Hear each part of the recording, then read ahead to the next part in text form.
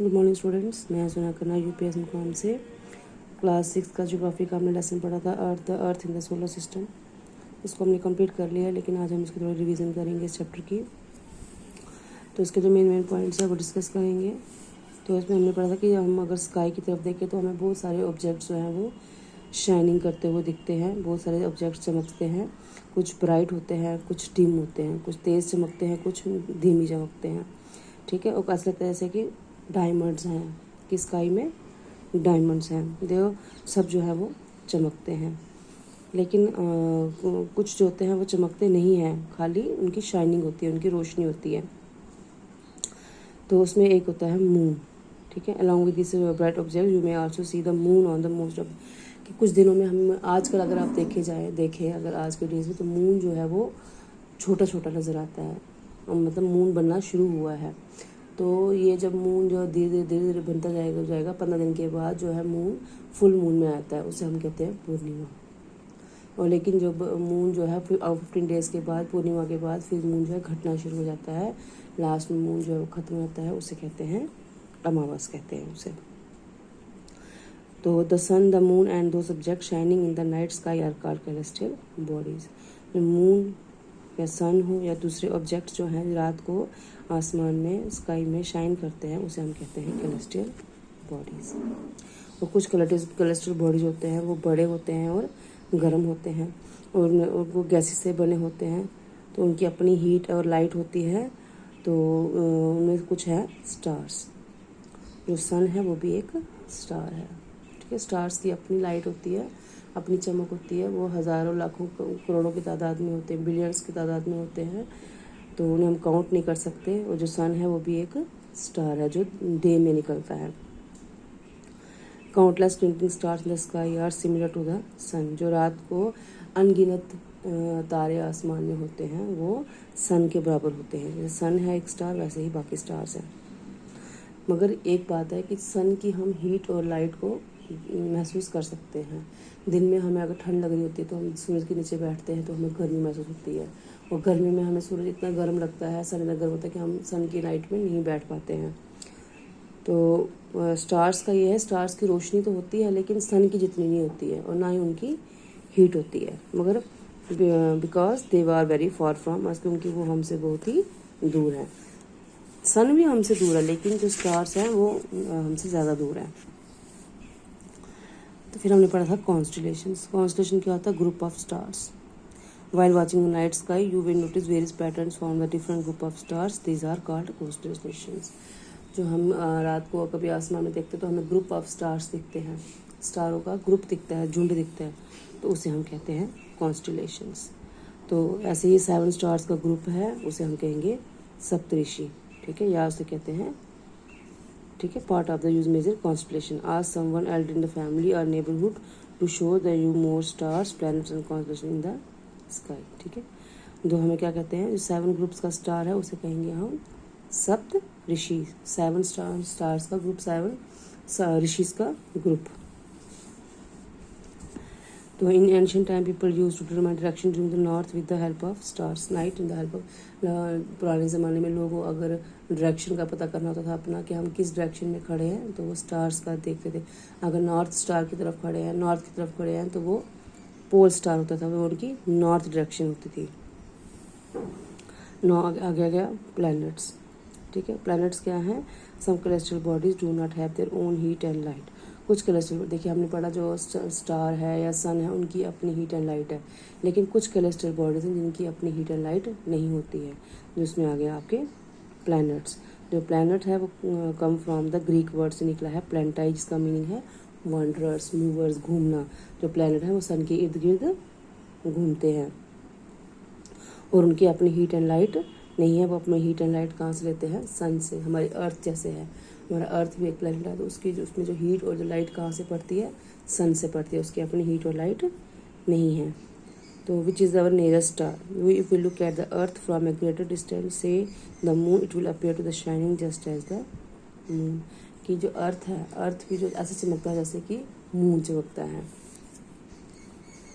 The moon that we see in the sky the satellite. जो moon sky में होता है वो एक क्या है? सैटेलाइट है। जो अब अर्थ के आगे पीछे मूव करता है। Like our earth there are 7 other planets. जैसे हमारा अर्थ एक प्लैनेट है, वैसे 7 और प्लैनेट्स हैं जो जिनकी लाइट और कहाँ से लाइट लेते हैं, सन से लेते हैं लाइट।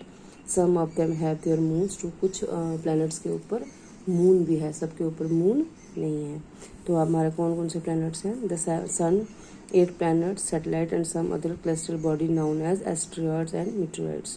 जो हमारा सन है, वो जो हमारे 8 planets हैं और जो सैटेलाइट्स हैं जैसे मून हो गया, और कुछ अदर celestial बॉडीज़ हैं, उनको हम कहते हैं एस्ट्रॉइड्स एंड मीटरॉइड्स।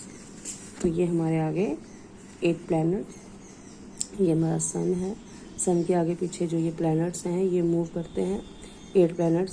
सन में पहला प्लैनेट है मरकरी, वीनस, अर्थ, मार्स, जुपिटर, सैटर्न, यूरेनियस और नेपच्यून। प्लूटो भी था पहले प्लैनेट हमारा एक, लेकिन उसको फिर अब ड्वार्फ प्लैनेट ख़त्म हो गया है वो प्लैनेट, ठीक है।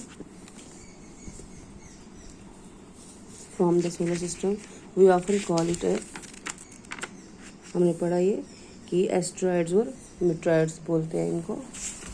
तो फ्रॉम द सोलर सिस्टम, ये सब सोलर सिस्टम बनाते हैं। Sun, stars, moon, celestial bodies, planets, ये सब क्या बनाते हैं? Solar system. We often call it a solar family with the sun as its head. तो इसे हम सोलर फैमिली भी बोल सकते हैं। और सबका हेड कौन है इसमें? मून, सॉरी सन। सन जो है वो हेड है, और ये हमारी सारी सोलर फैमिली है। हमारे प्लैनेट्स, हमारे सन, हमारा स्टार्स, हमारा मून और दूसरे सैटेलाइट्स जो एस्ट्रॉइड्स और मीटरॉइड्स है, ये सब सोलर सिस्टम है। ये हमारी एक फैमिली बनाते हैं, और सन जो है वो उसका हेड है। और जो सन है, सन जो है वो सोलर सिस्टम के सेंटर में होता है, और ये बहुत सारे हॉट गैसेस से बना होता है, और ये सोलर सिस्टम को बांध के रखता है। The sun is the ultimate source of heat and light from the solar system. जितना भी सोलर सिस्टम है हमारा, जितने भी सारे उसमें ऑब्जेक्ट्स आते हैं, कैलेस्ट्रल बॉडीज़, सैटेलाइट, मून और स्टार्स जो होते हैं, सबको हीट एंड लाइट कौन देता है? सन देता है। तो the sun is about 150 kilometre away from the earth. 150 million kilometre जो दूर है सन जो है वो अर्थ से। और प्लैनेट्स हैं हमारे जो 8 प्लैनेट्स हैं, mercury, Venus, earth, Mars, Jupiter, Saturn, Uranus and Neptune. अगर आपने इजी वे में याद करना है इसको तो ऐसे याद करना है। My very efficient mother just served us nuts. I am mercury, Venus, earth, Mars, Jupiter, Saturn, Uranus and Neptune. all the 8 planets of solar system move around the sun in fixed path। इनका एक fixed रास्ता होता है, ठीक है। एक मतलब fix path पे घूमते रहते हैं, आगे पीछे डायरेक्शन नहीं चेंज करते हैं ये। These paths are elongated, they are called orbits. वो राउंड शेप में होते हैं। आपने देखा अभी पीछे मैंने आपको बताया, ये देखिए, ये इनका ये सन के इर्द गिर्द घूमते हैं, ये राउंड शेप में।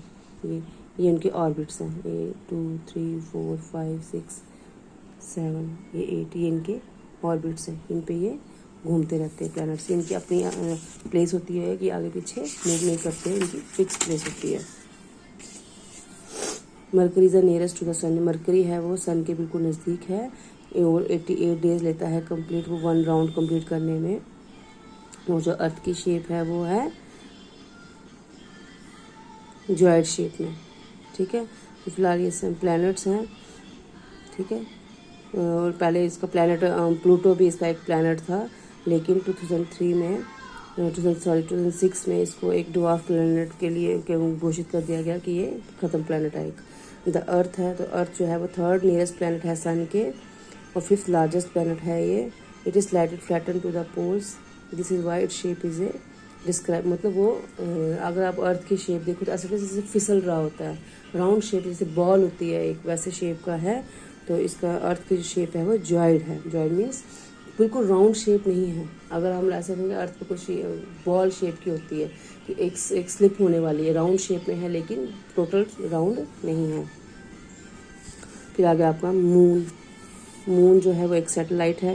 इट्स डायमीटर इज ओनली 1/3, मतलब 1/3 हिस्सा जो है अर्थ का diameter is only 1/4 that of the earth. Earth का 1/3 हिस्सा जो है वो मून है। It is nearer to the our planet that और कैलेस्ट्रल बॉडीज। ये मून जो है ये अर्थ के बिल्कुल नज़दीक है, और it is away 3,84,400 kilometre away from us. जो मून है वो अर्थ से 3,84,400 किलोमीटर हमसे दूर है, जबकि सन है वो 150 किलोमीटर दूर है अर्थ से, और जो मून है वो 3,84,400 किलोमीटर दूर है। तो moon moves around earth in about 27 days. ठीक है, जो अर्थ है वो अपना जो एक मून जो है अपना एक अराउंड 27 डेज में कंप्लीट करता है। वन स्पिन मीन्स अपनी ही जगह पे मूव करता है। देखो राउंड होता है गोल चक्कर लगाना ऐसे, लेकिन स्पिन हुआ ऐसे अपनी ऐसे जगह पे ही, अपनी शेप में, अपनी जगह चेंज नहीं करना लेकिन ऐसे ही मूव करना। ठीक है, तो मून जो है वो स्पिन करता है। तो आगे आपका आ गया, ये था मून के बारे में। फिर आपके आगे एस्ट्रॉइड्स एंड मीटरॉइड्स। तो apart from the star, planets and satellites, there are numerous tiny body which also move around the sun. बहुत सारी छोटी छोटी ऑब्जेक्ट्स हैं जो मूव सन के इर्द गिर्द घूमते रहते हैं, जैसे स्टार्स, प्लैनेट्स और सैटेलाइट्स हैं। ये बहुत सारी ऐसी बॉडीज़ हैं जो मून के आगे, सन के आगे पीछे घूमते रहते हैं, उसे हम कहते हैं asteroids. They are found between the orbits of Mars and Jupiter. ठीक है, मार्स और जुपिटर के बीच में छोटी छोटी बॉडीज़ दिखाई देती है, वो होते हैं asteroids. Scientist are of the view that asteroids are parts of a planet which exploded many years. Asteroid जो है वो प्लैनेट्स के कुछ पार्ट्स हैं जो कई सालों पहले ब्लास्ट हो गए थे। मीटरॉइड्स